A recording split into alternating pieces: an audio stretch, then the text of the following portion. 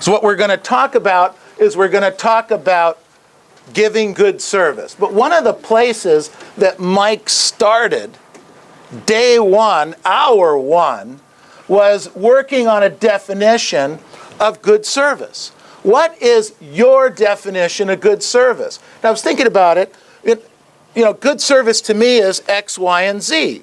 But then I was talking to a few other people, and they said good service was A, B, and X. And somebody else had, W, X, and Y. It was amazing the different takes that you can get on it. So what's your definition of good service? You need to take some time and line out what you think good service looks like. If you're having trouble with it, you know what bad service is when it's done to you, right? Say yes. Yes. You know what bad service looks like. When you get to a restaurant and the person doesn't bring you any water or bread right away, and they walk over to you with a little bit of a attitude, what do you want? And your food comes late and it comes cold instead of hot. That's not necessarily good service. But I don't know where the guy comes from. Maybe he thinks it's pretty good service. If you come from outer Mongolia, maybe that's really good service. I don't know. Maybe in Mongolia they don't get food at all. So he figures that if you're getting some food and it's on the table and it's kind of warm and it's a little bit edible, he thinks that's pretty darn good. I don't know. So think about what your definition of good service is. But even going past that, the thing I really wanted to focus in on today is Mike says it's impossible to offer great service without great skills. Write that down. That to me was a real blinding flash of the obvious. You know you're supposed to have good skills, and you're supposed to have good service.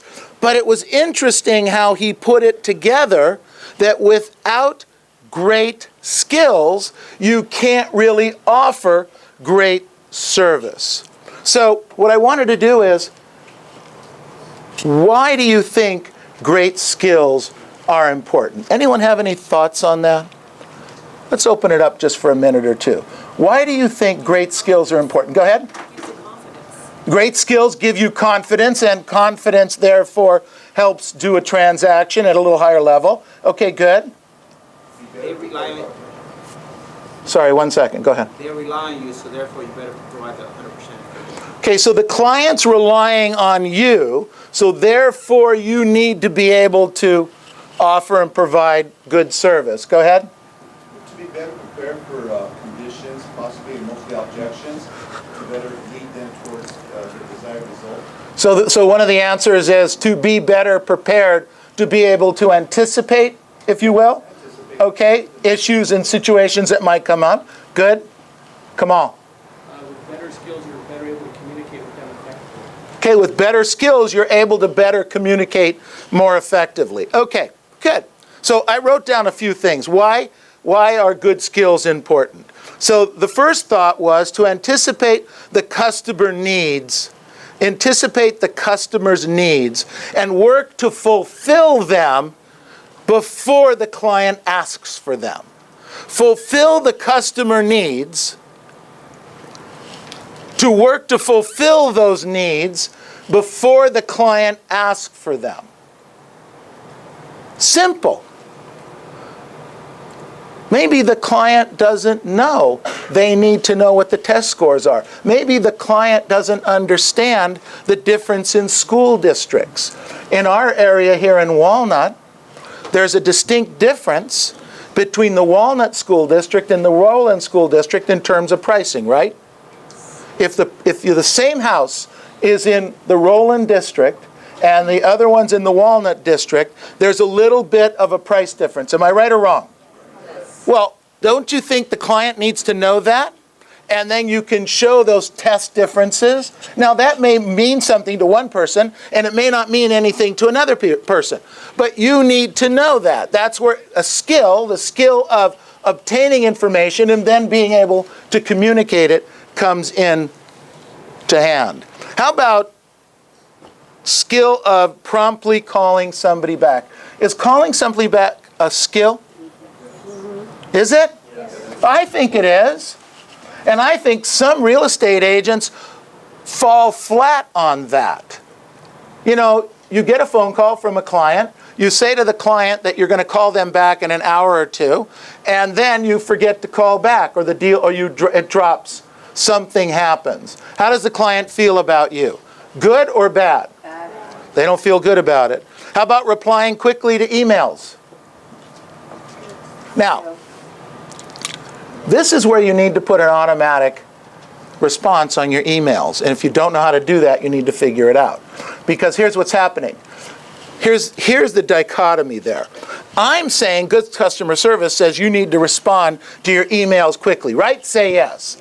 I'm also saying that you cannot check emails in the morning, and you've got to get your morning right. Otherwise, you'll be sitting there responding to emails all day. So you need to create an automatic response that goes on the email that says, I will get back and respond to all my emails by 11 or 11:30. Now, their expectation is what?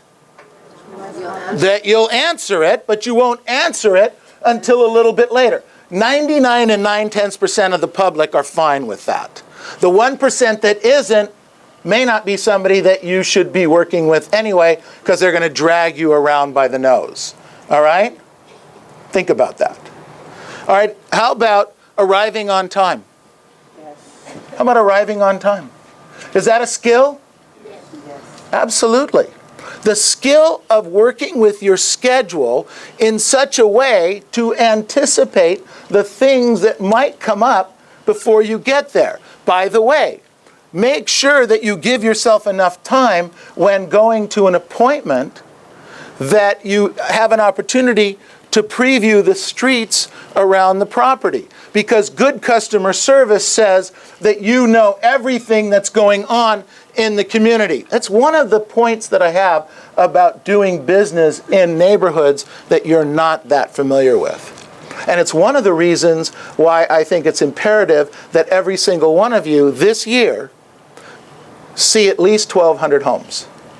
That needs to be your goal. 100 houses a month in your communities. And let me throw this thought at you. First of all, let me ask a question. Are all of you going to be in business in the next 5 years? Yes. Yes? Okay, good. All right. So, if that's the case, and we said to you, okay, in every one of your communities, in every one of your zip codes, over the next 12 months, here's what you need to do. Every month, go see 100 houses in that community. If you saw 100 houses in that zip code, whatever zip code that is for you, in the next 30 days, how well would you know that community? Very well. You'd know it pretty darn well, right? And if you did that for 12 months, at the end of 12 months, you would have seen 12 zip codes or 12 different communities, and you would be basically the resident expert on anything and everything that's going on in those areas, where the churches are, where the schools are.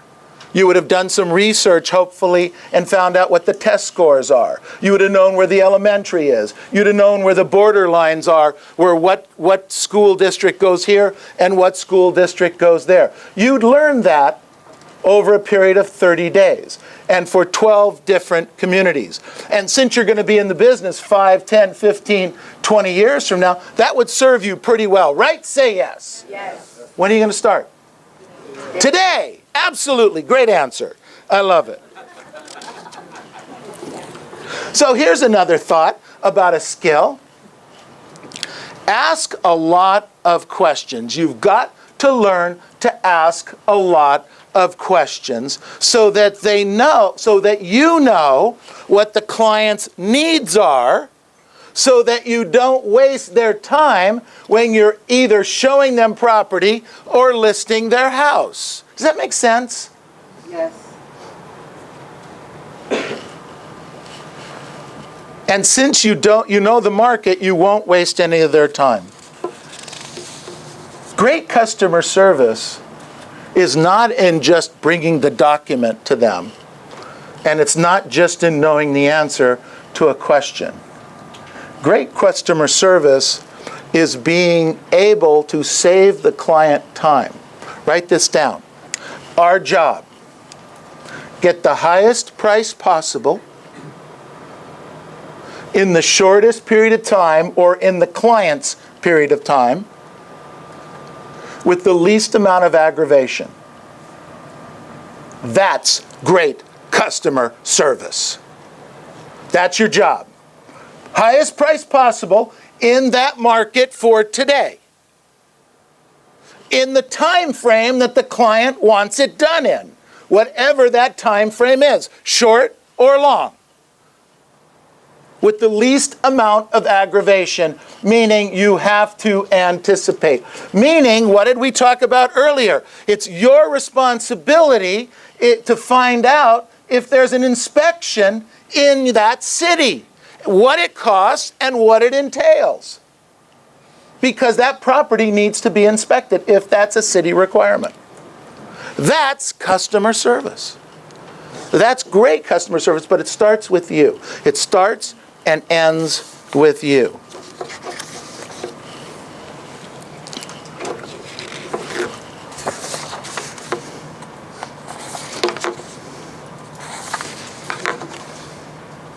I wrote down here, product knowledge is an example of good customer service.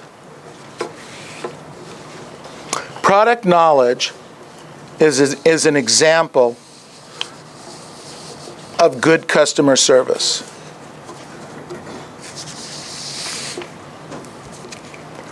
So, when a client is working with you as a buyer, and they ask about the school districts and how the school district is and how the school district rates in that community,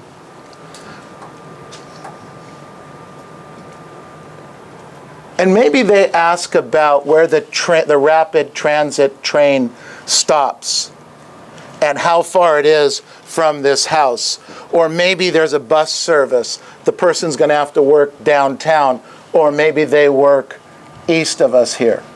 The client asks that. How well do you know the answer to that question?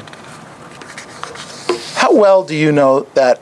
Do you think a buyer would consider that information helpful? Yes or no? Yes. Do you think it would help them determine which agent they're going to work with? So here's a thought. You're out door knocking, because you always are out door knocking and prospecting, right? Say yes. Yes. So you're out doing that this afternoon, and you come across a client who says, wow, I can't believe you're here. How did you know we were thinking about selling our house? I was just talking to my husband last night, and we were talking about the possibility of selling our house. How did you possibly know that? Of course you say, well, that's why I'm out here, I'm doing business, I know these things. So you get the information from the client, and you ask them questions. What are they looking for? What houses are they interested in? And this particular client wants to stay in the same general area, not necessarily the city, but the same general area, and they want to move down. They have equity. They haven't refinanced their house. They're good, solid citizens. Their credit is terrific. They're looking to take advantage of selling their property, which at today's market, but more importantly, buying a property at today's market price, because they feel that prices over the next 10 years are going to go up a little bit, and if they buy a cheaper house, then they're going to have that advantage. This is their thought process. Right or wrong, we're not here to discuss it. That's what they want to do. So you say, great, I have all my information. I will go back to the office. I'll look in the computer. I'll find you some things that you might be interested in, and we're going to go ahead and show you some property. You leave. An hour later, another Great Masters agent comes knocking by and knocks on the door, and the seller says, wow, this is amazing. Yes, we are thinking about selling. And the agent says, great, and they sit down and they start to take some information.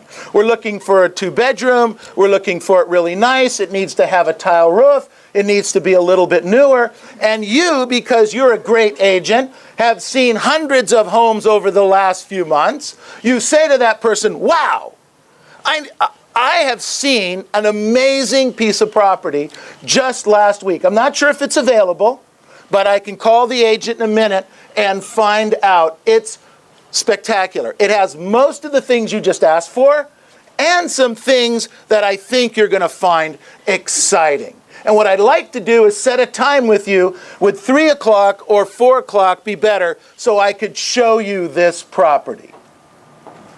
Now let me ask you a question.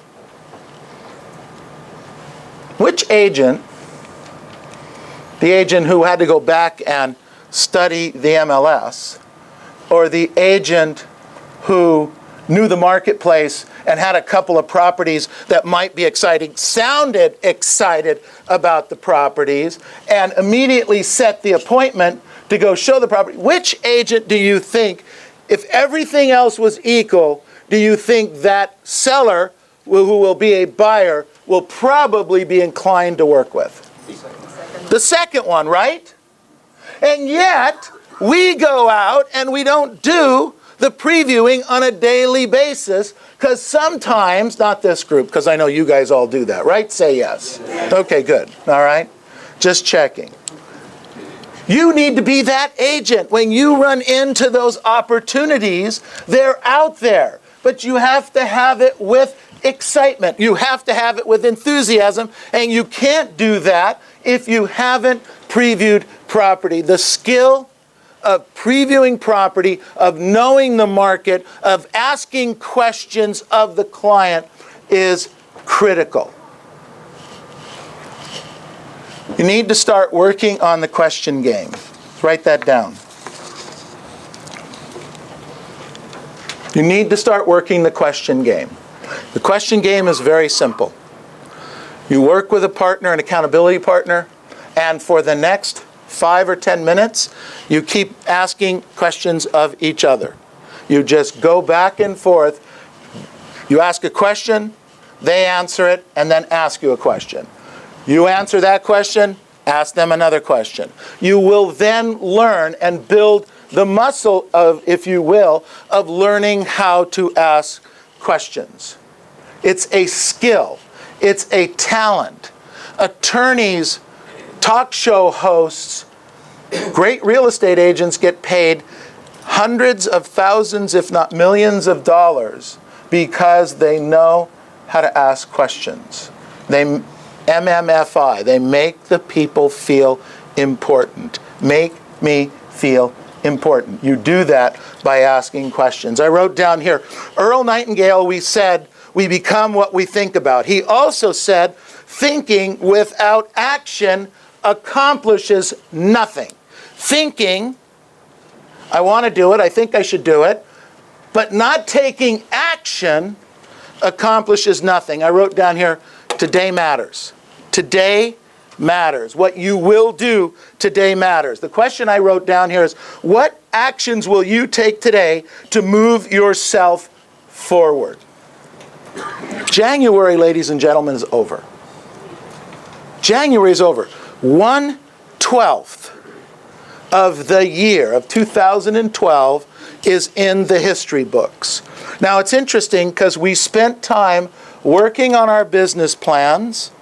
We had a whole seminar on it. We talked about it. We worked on it. We spent time working on our business plans. Here's my question. Is it done? And have you sent the plan to your coach to be reviewed? Is it done? And have you sent your plan for your coach to review it? I wrote down here, we spent time working on our schedules this month. We spent a lot of time working on our schedules individually and as a group. And remember, the schedule's the foundation.